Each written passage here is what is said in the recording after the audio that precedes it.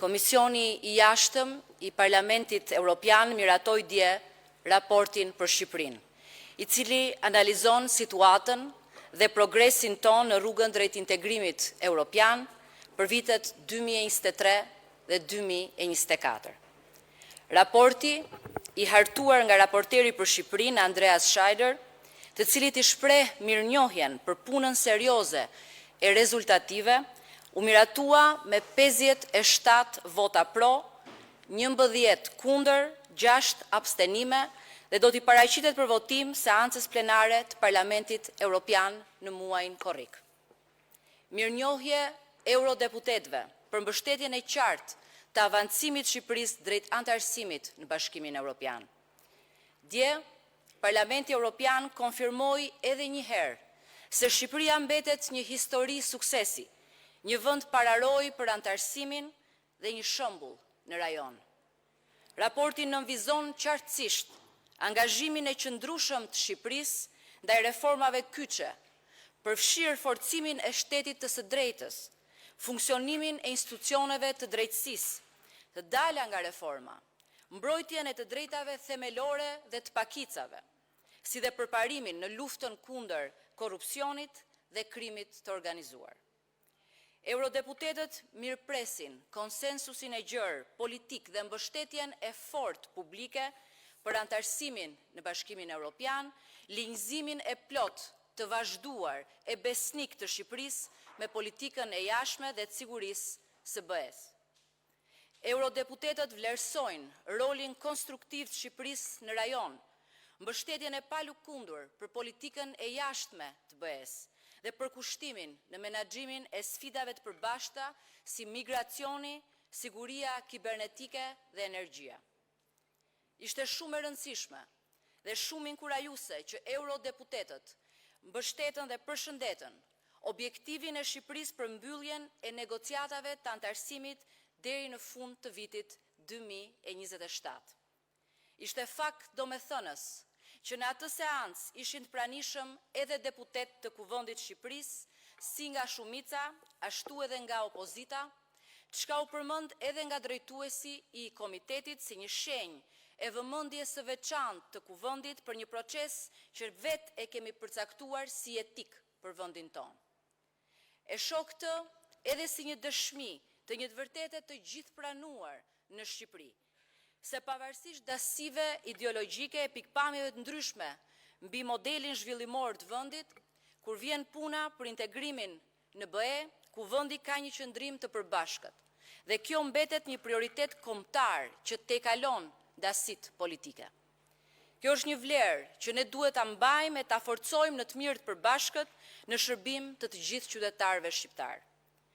Angazhimi ynë në këtë proces nuk është thjesht politik apo elektoral, por një kalendar skrupuloz pune, i mirë menduar, i dakordsuar me Komisionin Evropian, i cili është mandatuar nga Këshilli i BE-s për të negociuar me ne, për të udhëtuar së bashku me përgjegjësi e profesionalizëm drejt afrimit Shqipërisë në familjen tonë natyrale evropiane. Raporti thekson nevojën e përshpejtimit reformave për të forcuar institucionet demokratike, sundimin e ligjit, luftën kundër korrupsionit dhe për të forcuar e garantuar plotësisht lirinë e medias.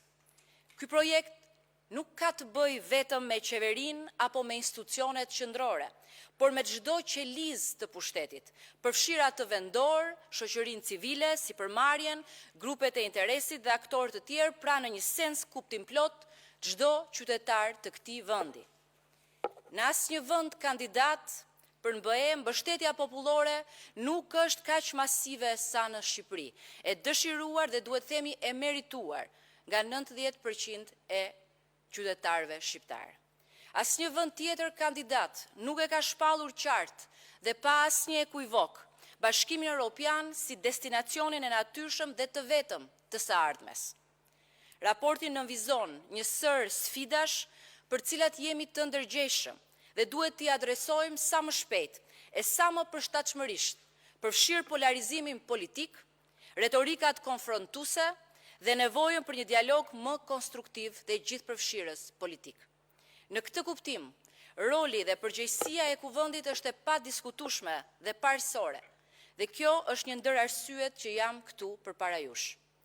Më lejoni tani të ndaj me ju dy aspekte që mendoj se meritojnë vëmendje të veçantë. Spari, lidhur me një fenomen të cilin edhe duke u përmbajtur, po e cilësoj një njollë të zezë në sjelljen dhe diskursin politik shqiptar.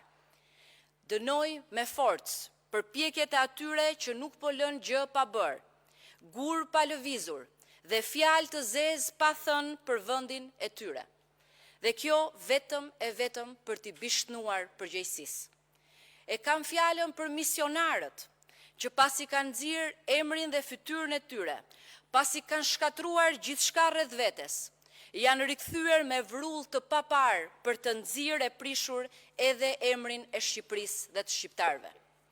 Me hidhsinë e humsit keq dhe pandrejtësinë që i karakterizon, janë sulur me vëxhut të padëgjuar të përdhosin emrin e Shqipërisë dhe të çdo shqiptari, brenda e jashtë vendit, të përdhosin reputacionin e tokës son të përbashkët me teori komploti, me akuza qesharake dhe absurde, me të pavërteta të shpikura si nevojë e përpjekjes së fundit për mbijetesë politike.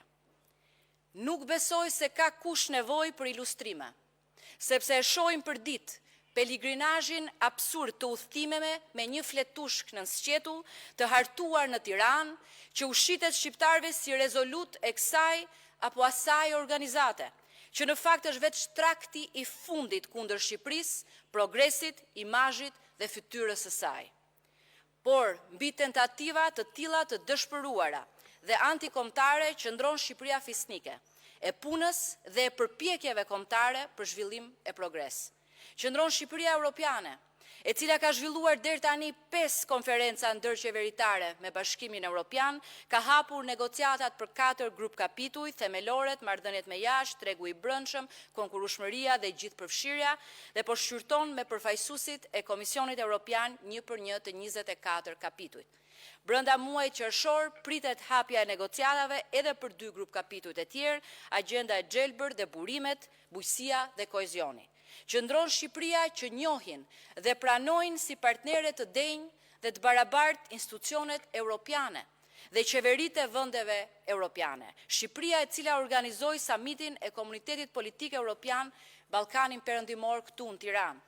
Qëndron Shqipëria për cilën presidentja e Parlamentit Evropian Roberta Metsola ka deklaruar mbështetjen e saj entuziaste për antarësim brenda vitit 2030.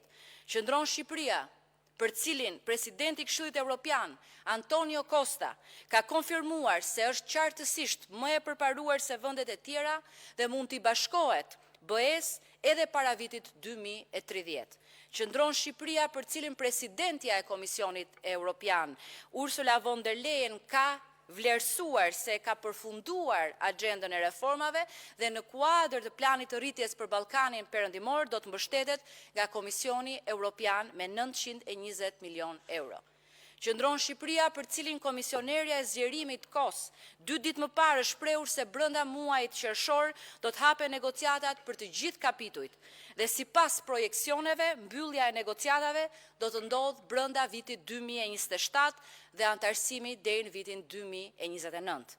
Prandaj, rezoluta e miratuar, ajo që të gjithë ne duhet lexojmë, është ajo që miratoi dje Parlamenti Evropian. Një nga strukturat e BE-s me cilën ne po punojmë ngushësisht, po negociojmë e me cilët po mundohemi, ditë e natë të çojmë Shqipërinë Bashkimin Evropian dhe jo traktet e përkthyera nga shqip në anglisht, dhe të përkthyera keq.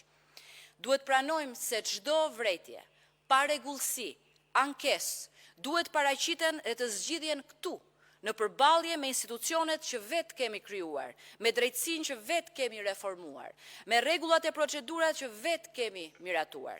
Ky është sovraniteti, kjo është aftësia për të përfshirë Bashkimin Evropian. Ndërsa miliona turistë nga e gjithë bota vinë në Shqipëri për të shijuar bukuritë e vendit dhe mikpritjen, turistët tanë politik kanë vendosur të harxojnë frymën politike për të bërë të kundërtën, në një marrëzi të pashoqe, kundër vendit, pra edhe kundër vetes. Fali o Zot se nuk din ç'bëjnë. Ndërkohë, vota e popullit nuk fal e nuk fali as këtë radhë. Ka edhe shumë për të thënë për këtë çudi e për këtë mëndzyrë në doni, por po ndalem këtu për të theksuar thirrjen e hapur. Ajo që kemi mësuar në 3 dekadat e fundit është se punën me reformat duen bërë e do t'i bëjmë brënda vendit. Miq dhe partnerët mund të na ndihmojnë, siç kanë bërë gjithnjë e do të vazhdojnë të bëjnë pavarësisht tymit e helmit që nuk ja kursejmë Shqipërison. Kantierët e mëdha të integrimit janë në Shqipëri, në transformimin që duhet realizojmë në çdo sektor e në çdo standard, për t'u ndjerë në çdo cep të vendit, në çdo shtëpi, në lagje, komunë e bashki, për të gjithë qytetarët, pavarësisht prej ardhjes, pavarësisht ku jetojnë. Dhe për këtë duhet punojmë ne pari bashk. Prandaj duhet ftoj të gjithë deputetët e kësaj legjislature dhe ata që do të hyjnë në kuvend në shtator, punojmë bashk me një synim kombëtar, me më shumë transparencë, dialog e ndërveprim, në një bashkëbisedim të hapur shoqëror lidhur me çfarë po bëjmë e çfarë duhet të bëjmë, sepse ky është ushtrimi nga i cili nuk humbet askush e nga i cili përfitojnë të gjithë. Dhe në këtë mision kombëtar, për ne nuk ka asnjë minutë për të humbur. Shqiptarët vendosën më 11 maj ta kthejnë integrimin evropian nga slogan të gjithë pranuar në një proces konkret e të prekshëm, në një realitet që duhet të ndihet çdo ditë e më shumë. Dhe në këtë proces askush nuk është e nuk duhet të ndihet i përjashtuar. Dhe kontributi i çdo kusht është e do të jetë i mirëpritur. Faleminderit. Ishte deklarat për shtyp. Raporti përfundimtar nuk ka dalë, raporti i Parlamentit Evropian ishte krejt i qartë e zeza në të bardhë, është ai që kemi lexuar dhe ai që duhet lexojnë të gjithë, jo traktet. Faleminderit.